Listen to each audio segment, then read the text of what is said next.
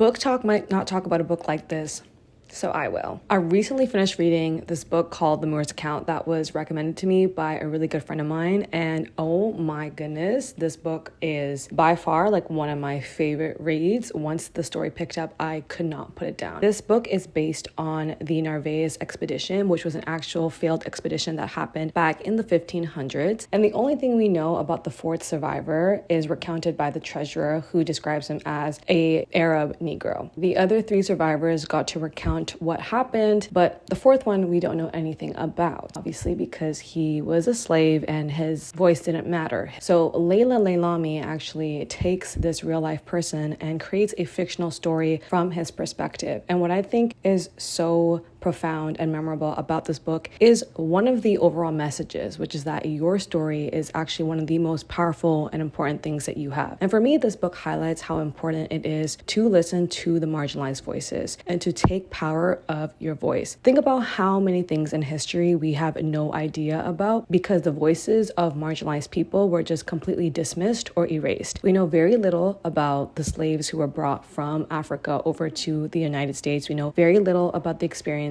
of the indigenous people whose tribes were ravished and then taken over. We have no recounts of these people and their lived experiences from them because nobody cared to document them, and even if they were documented, they were erased, forgotten about, or embellished to fit a Eurocentric ideology. And so a book like this reminds us that it is so important to listen to and seek out the voices of those whose voices are often forgotten, because then we get perspectives that the mainstream media will never show us otherwise. It's so special that Leila took a person whose history and life we know nothing about, but created a story that still allows us to kind of imagine what his life could have been like, or at least have a fictional character fill in that gap for us. So that's my book recommendation for y'all.